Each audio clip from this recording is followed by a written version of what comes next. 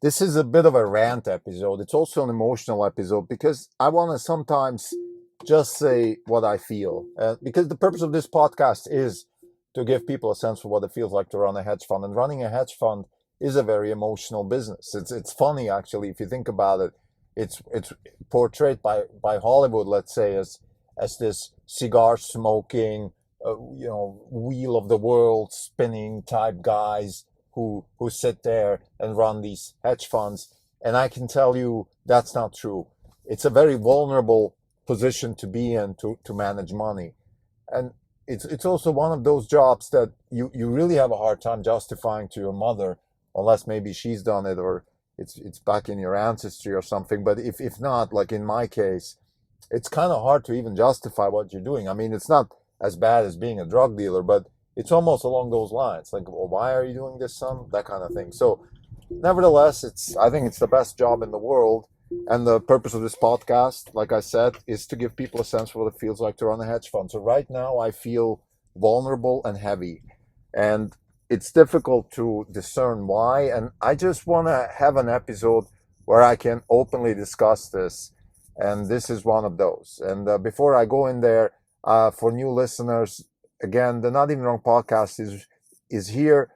The purpose is to give people a sense for what it feels like to run a hedge fund, because that's something I would have loved to have when I started, when I was in my 20s, and when I was trying to position myself to do this for a living.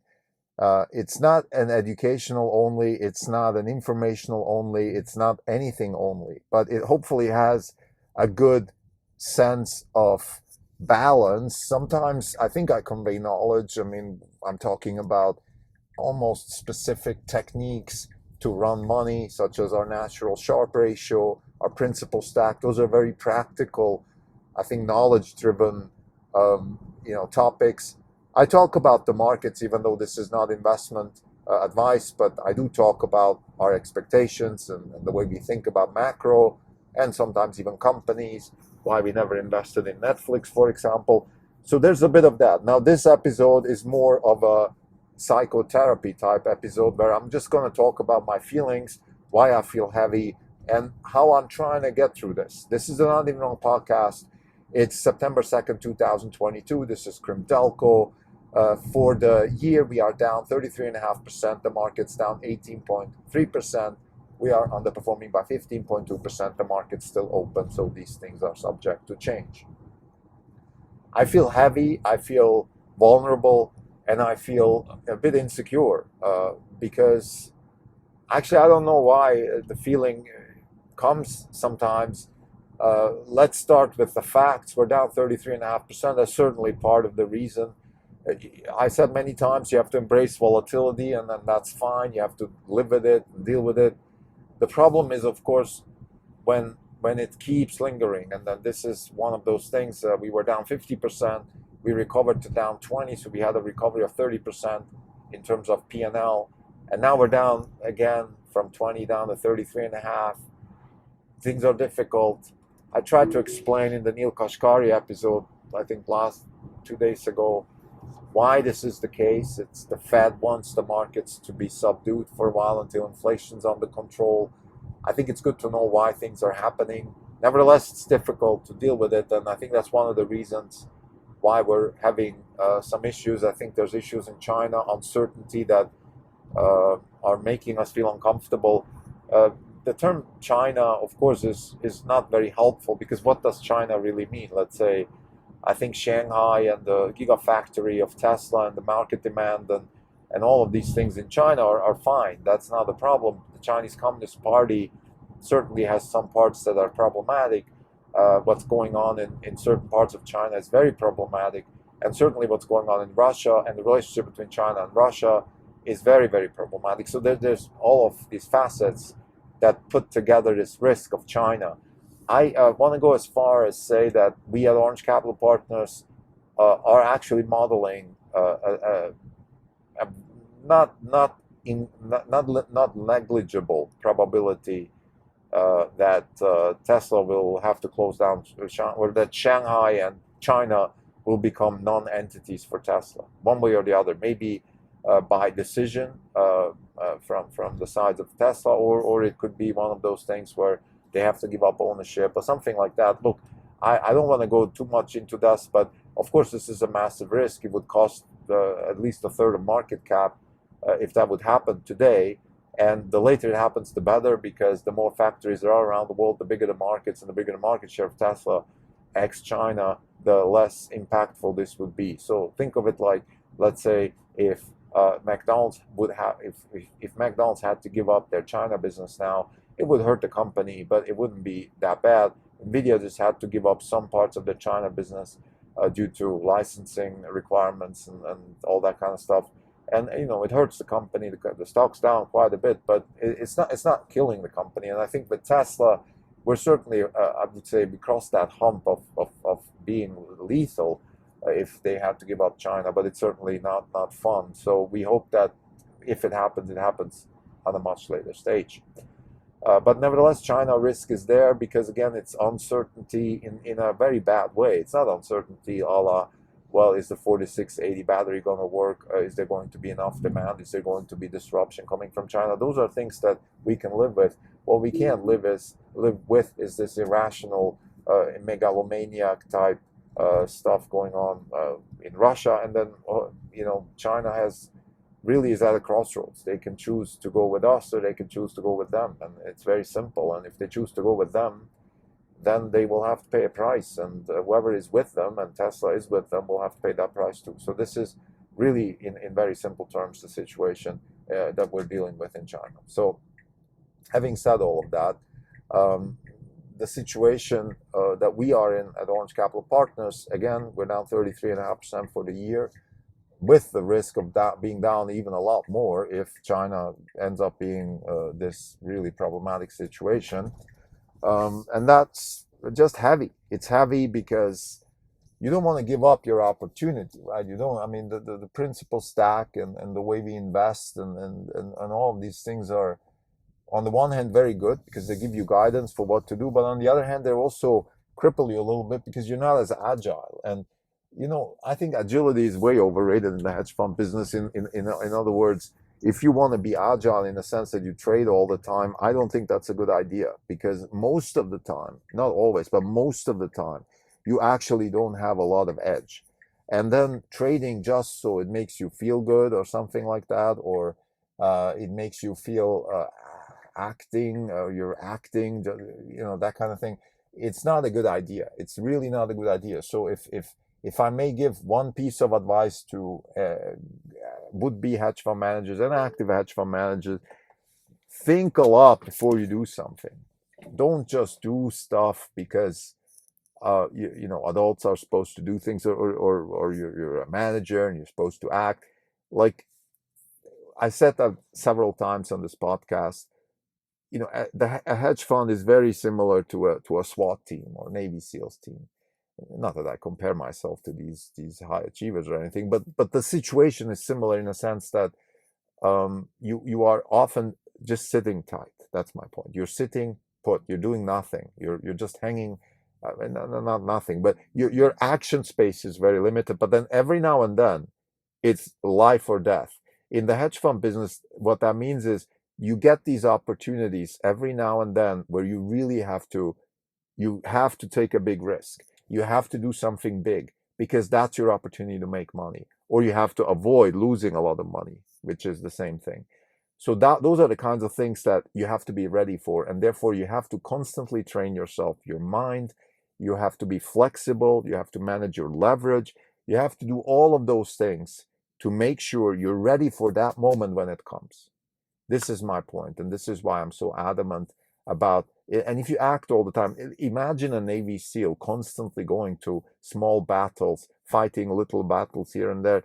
She's not going to be ready to go and take out a big target or save somebody's life in a very difficult situation or that kind of thing, because she's going to be busy doing things that maybe she shouldn't be doing, or maybe she could be doing, but she could be doing much else. And I think in the hedge fund business, we chose a path, a career, a way to earn a living that is, like I said, it's not continuous action. It's not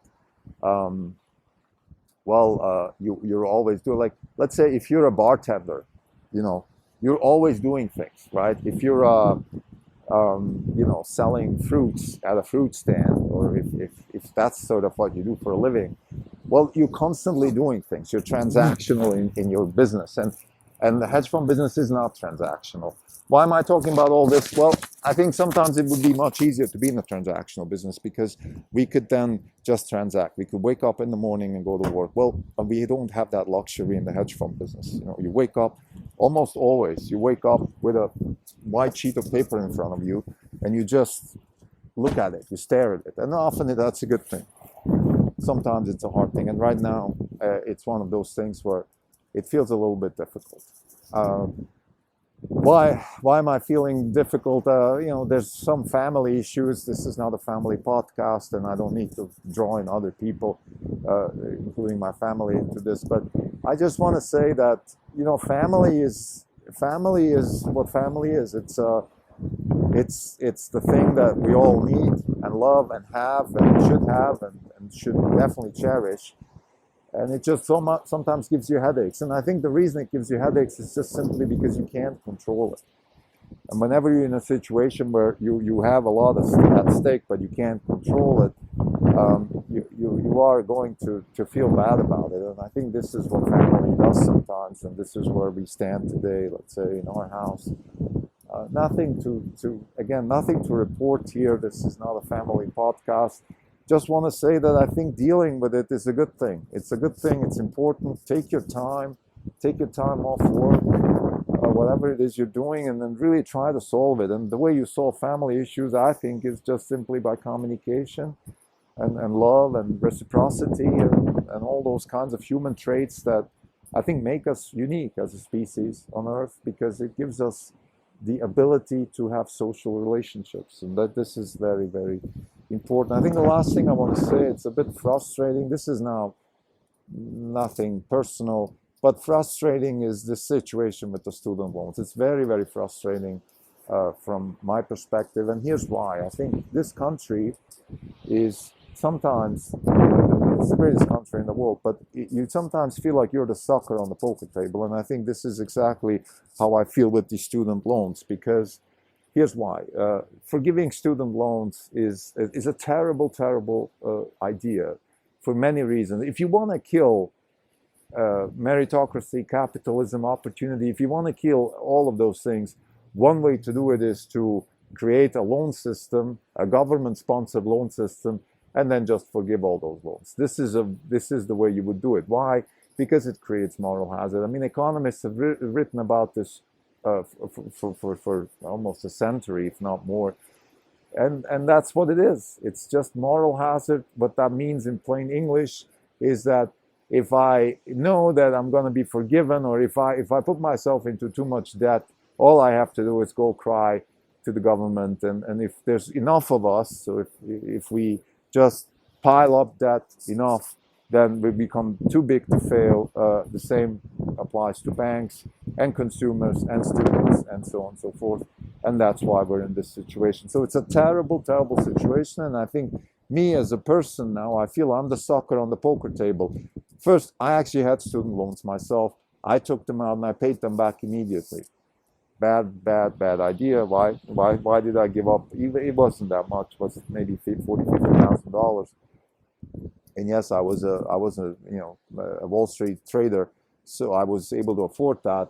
But still, why did I not just buy myself a nice car and now take advantage of this loan forgiveness, even though maybe I wouldn't qualify for it? But that's not the point. The point is just simply the signal, the idea, the whole setup just is painful. But even worse, I think the same that's happening with student loans is actually happening with the housing market. That's exactly what's going on with the housing market. People are indebting themselves, paying these ridiculous prices for housing. Sometimes when you walk around, not just here in the Bay Area, but in other parts of the U.S., and you realize, I mean, who can afford this type of housing? And then you realize, well, nobody. And actually, it doesn't even matter, because all you have to do, again, endebt yourself, and then go try. In this case, maybe the Fed can help with lower interest rates or mortgage relief and all of that stuff. It's just another way to continuously drive up prices for these assets and put people in debt, and then just go to the government and ask for forgiveness. So what that does, amongst many bad things, one thing, it punishes all the people who behave properly. Let's say and I actually live like that. I live within my means. I try to stay within my means as much as I can.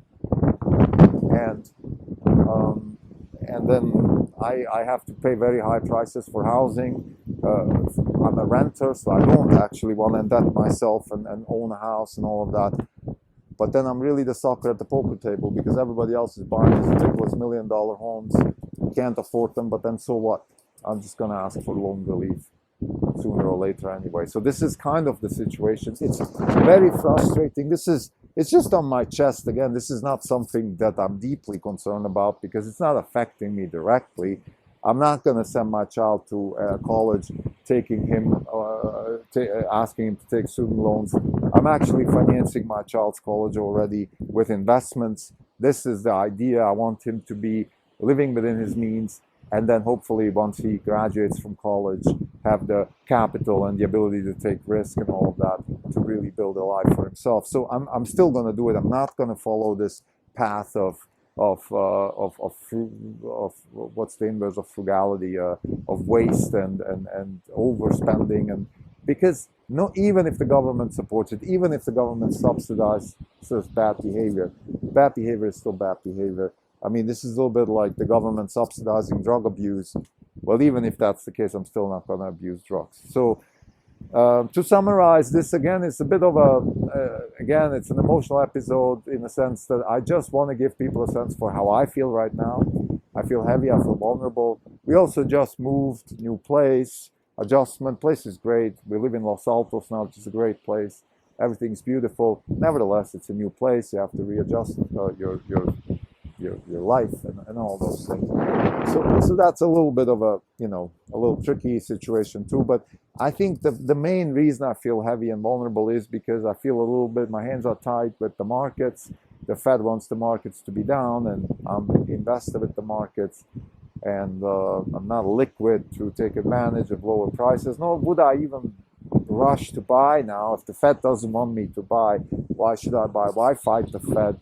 So it's kind of like we're in limbo now. We have to wait till this inflation situation sorts itself out, and hopefully the way it will sort itself out is through suffocating demand and then lowering demand and then therefore lowering the prices for everything, and then slowly but surely the better producers, the better companies will get back on their feet and then start building the next better cycle of the economy. Thank you.